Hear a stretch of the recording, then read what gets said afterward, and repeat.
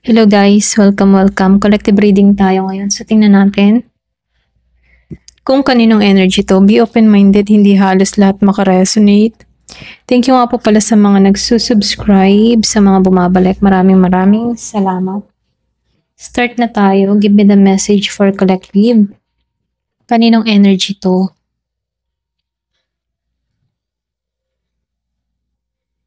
Give me the message for collective. Kaninong energy to?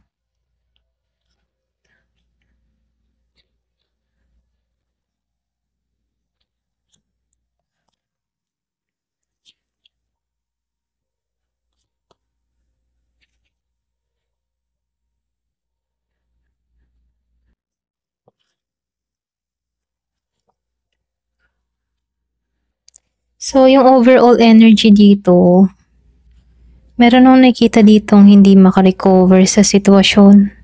Meron mga kinakaharap na pagsubok, feeling stuck, ganun siya dito. Kung meron man tong problema sa pera, sa love life, o maging sa trabaho, So, lumalabas dito, feeling stuck dito. Pero kahit feeling stuck siya dito, siya yung tipo ng tao na matatag pa rin, okay? Matapang, malakas ang loob, hindi siya madaling sumuko, kahit may mga pinagdadaanan, laban pa rin tong taong ito. So, meron akong nakikitang Gemini, Libra, and Aquarius. So, dito, meron din akong nakikitang tao. Yung iba sa inyo, kaya may stuck dito, meron tong kadiling dito na kung saan hindi nakikipag-ayos or hindi nakikipagkasundo sa kanya rito, So, nakikitaan ko dito, umiwas, lumayo. Ayan, pasensya na kung meron kayong nakikinig na tahol ng aso. So, lumalabas, meron ditong hindi makipagkasundo, umiwas, lumayo. So, lumalabas ito din yung dahilan kung bakit na-stuck tong tao na to, problema sa pag-ibig, sa love life, okay? So, dito, nakikitaan ko dito na malalampasan ng tao na to yung mga kinakarap niyang pagsubok dito, Kung meron ditong taong umiiwas sa kanya, malalampasan niya to. Kailangan niya lang dito ng katatagan, okay, tapang, or pwede rin magtuon siya sa transformation niya rito. So, yung iba sa inyo, kung hindi ka naman pinagtutuunan ng pansin mo, ginawa mo na, yan, pasensya na. Kung ikaw man ay hindi pinagtutuunan ng pansin ng kadiling mo rito, ginawa mo ng lahat, humingi ka na ng tawad, ginawa mo na lahat ng makakaya mo pero dead ka pa rin dito. So, ito na yung time para tulungan mo naman yung sarili mo, Kasi binuhos mo na or ginawa mo na yung part mo. Pero kung halimbawa ayaw pa rin makipagkasundo ng taong ito, huwag mong hayaan na igapos mo yung sarili mo, okay, sa pagkalugmok dahil lang sa taong hindi ka pinagtutuunan ng pansin. So, ito na yung time para paglabanan to. Ito na yung time para maging logic ka sa sitwasyon, okay? Ito na yung time para tulungan mo din yung sarili mo, okay? Kasi lumalabas dito na makakalaya ka sa sitwasyon. Ayan, lumalabas dito na makakalaya ka sa sitwasyon, maalisan mo to, matatanggalan mo to. Kailangan lang dito ay yung determinasyon at yung pagpapasya mo para tulungan yung sarili mo dito. Kung ikaw man yung ditong na-i-stuck, or kung ikaw naman yung hindi na-stuck dito at kung meron ditong taong na-i-stuck sa'yo, so ito na yung time para i-let go na to, okay? So dito, lumalabas din dito. So merong pagpapabaya. Ito lang nakikita ko, mayroong pagpapabaya or meron ditong hindi pinapansin or dinededma, hindi siya pinagtutuunan ng pansin. So may mga lihim, okay, kung bakit nagkakaganito tong tao na to. Pwedeng distansya yung dahilan or pwedeng meron siyang nahuli, may nabuking, or pwedeng sabihin merong namamagitan sa connection na to kung bakit merong dumistansya dito, okay? So, lumalabas dito, meron tong kadiling na hindi naging tapat, okay? Kasi lumabas dito yung The Lover. So, takluban ko to, Merong hindi naging tapat. So, lumabas yung The Lover's Reverse. May mga tukso, merong mga hindi naging totoo, kumbaga hindi to naging patas sa koneksyon, hindi naka-align sa kanya rito. So marami tong mga nilihim, nakasinungalingan, merong pag-cheat, yung mga ganun. Kumbaga lumalabas dito na maraming kalokohang ginawa na nilihim dito na kung saan merong nahuli kung bakit meron ditong na-stuck sa sitwasyon na kung saan hindi niya akalain dito na magagawa sa kanya dito. Okay? So dito no, kaya meron ditong hindi nakikipag-ayos, hindi nakikipagkasundo, may dahilan siya, okay? O ikaw man dito yung pinagloko, ginawan ka ng hindi maganda. So may point ka dito kung bakit nagkakaganito ka, okay? Kaya hindi ka masisisi dito sa barahan no, kung bakit ganito yung energy mo. Dahil tinutulungan mo lang yung sarili mo dito, okay? Kung bakit umiiwas ka sa taong nagloko sa'yo, okay? So dito, lumalabas dito, merong hiya, merong nahihiya kasi dito yung iba sa inyo andito ka sa iyong fighting spirit, andito ka sa determinasyon mo, nagkakaroon ka dito ng authority para sa sarili mo, alam mo yung mga ginagawa mo, okay? Kumbaga dito meron kang paninindigan para sa sarili mo, kumbaga nagiging kang matigas dito, okay? So dito lumalabas meron kang kadiling dito na feeling guilty, or pwedeng sabihin walang tapang, walang lakas ng loob. Wala siyang wala siyang paghugutan ng tapang niya rito, no? Kumbaga pwedeng nahihiya, walang pagbabago na nangyayari sa kanya rito, okay?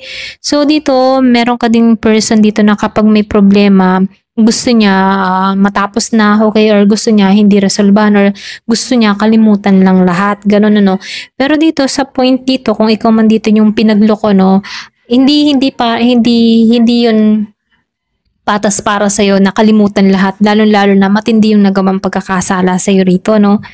So dito, meron na akong nakikitang medyo mabagal yung dating, okay? Or pwede rin mabagal yung usap, okay? Pwedeng ito din yung dahilan ano, kung bakit patuloy na walang pakikipagkasundo sa inyo, kasi meron ditong mabagal sa sitwasyon, merong nagigilty, walang lakas na harapin ka rito, ganyan. So dito no, nakikitaan ko rin dito, yung iba sa inyo, meron kang kadiling dito na nag-iisip siyang gayumahin ka rito, no? So, meron itong mga evil plan, okay? So, nag-iisip siya ng ganon. Ito na lang yung naiisip na paraan para tuldukan, okay? Or para ba magkaroon ka ulit ng sigla gana sa kanya rito, okay? Or yung iba sa inyo, pwedeng meron tong kadiling na merong evil plan na ginagawa dito kung bakit na-stuck ka dito, okay? Posible din to kasi lumabas yung the devil, the energy, and the magician ano, magkasabay pa rito. So nakikita ko dito merong evil plan, meron siyang mga ginagawang hindi maganda, merong gumagawa ng mga something nakakaiba kung bakit dito sa overall energy may stuck agad, okay? Merong stuck, hindi makalis, pilit niya gusto na makawala sa sitwasyon, maging malaya sa sitwasyon, pero nai-stuck pa din, okay? So meron tong kadiling dito na ano, pwedeng meron dito kang nahuli, pwedeng meron siyang babae or lalaki na merong evil plan, pwedeng patuloy na gustong ilayo sa'yo, okay? So, merong nai-stuck sa sitwasyon. Ayan. So, ito lang nakikita ko dito, no? So, tingnan natin ngayon kung ano pa yung mensahe sa'yo.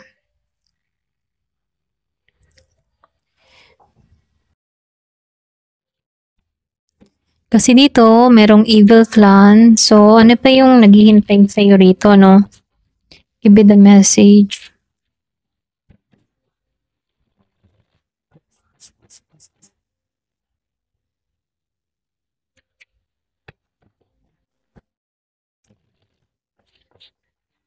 Give me the message.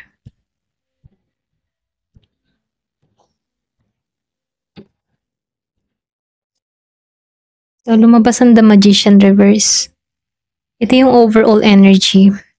Kumbaga dito, no, meron akong nakitang hindi nagtatagumpay. Pwedeng meron ka ng mga ginagawang hakbang, okay? So, merong hindi nagtatagumpay dito. Ayan. So, dito, lumabas yung Ace of Cups Reverse. So, lumalabas dito kasi dito, yung iba sa inyo pwedeng ginagayuma or pwedeng gusto i-control ka or pwedeng meron tong mga ginagawang kababalaghan sa'yo kung bakit stuck ka dito. Pero dito sa overall energy na parating sa'yo, makakalaya ka dito. Kasi pwedeng iba sa inyo magkakaroon ka ng alarma sa nangyayari sa'yo, or pwedeng magtataka ka kung bakit mo ito nararamdaman. So, yung iba sa inyo meron ka ng ginagawang protection, or pwedeng ngayon ka palang nag-iisip na gumawa ng protection para sa sarili mo. So, lumalabas din dito, yung iba sa inyo, yung for example, gusto ng tao na to na maakit ka, bumalik ka sa kanya or something na ganun, no? Hindi to mangyayari, okay? Kasi, magiging baliktad yung iyong resulta, okay? Kung ano man yung ninanais ng tao na 'to, mahumaling ka, ma-attract ka sa kanya, hindi ito nagaganap kasi dito puwedeng meron ka ng mga ginagawang hakbang, aware ka na, okay? Yung iba sa inyo magiging aware ka dito, kaya dito hindi ka makayang kontrol nito. Kasi dito sa The Devil and the Magician, ano, gusto ka ng tao na 'to na makontrol sa sitwasyon, gusto ka ng tao na 'to na panghawakan, okay? Yung bang manipula energy para nang sa gano'n, sunod-sunuran ka lang sa kanya kahit meron 'tong mga kalokohang ginagawa rito, okay? Pero gano'n pa man dahil magiging aware ka dito or puwede meron kang matutuklasan dito, yung iba sa inyo hindi mangyayari or hindi magaganap yung intensyon ng tao na 'to sa'yo, okay? Yung iba sa inyo mas lalo ka pang magagalit dito or maiinis dito, okay? Yung imbes na ang gusto ng tao na 'to ay mahumaling ka, magagalit ka pa dito. Yung iba sa inyo 'no? So, may paglaya sa sitwasyon. So, lumabas yung Five of Swords reverse. So, may paglaya sa sitwasyon. Kumbaga, matatanggalan mo to, okay?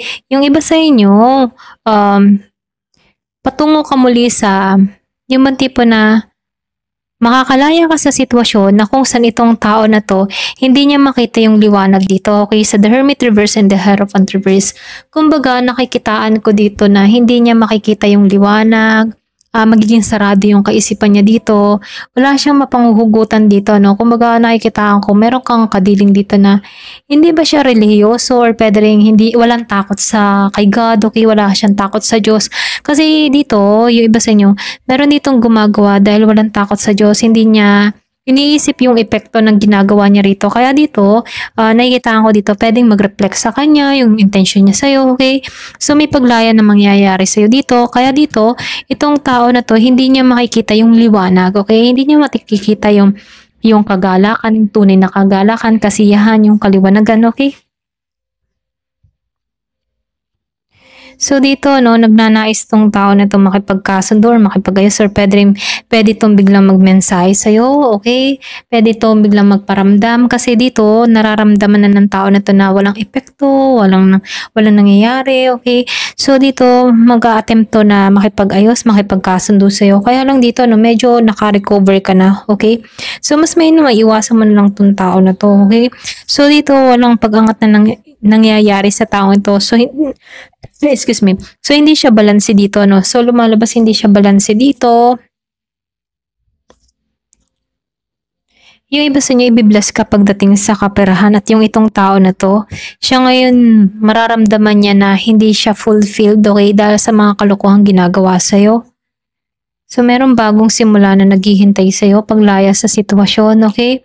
Ayan, so nakikitaan ko dito yung iba sa inyo, hindi mo to kikilalanin. Ayan, kumbaga pwedeng iwasan mo to or pwedeng i-block mo na lang tong tao na to or pwedeng sabihin na yung iba sa inyo, meron kang gagawing pagpapasya dito para tanggalan to sa buhay mo, okay? Ayan, hanggang dito na lamang po. Thank you for watching. Love and peace.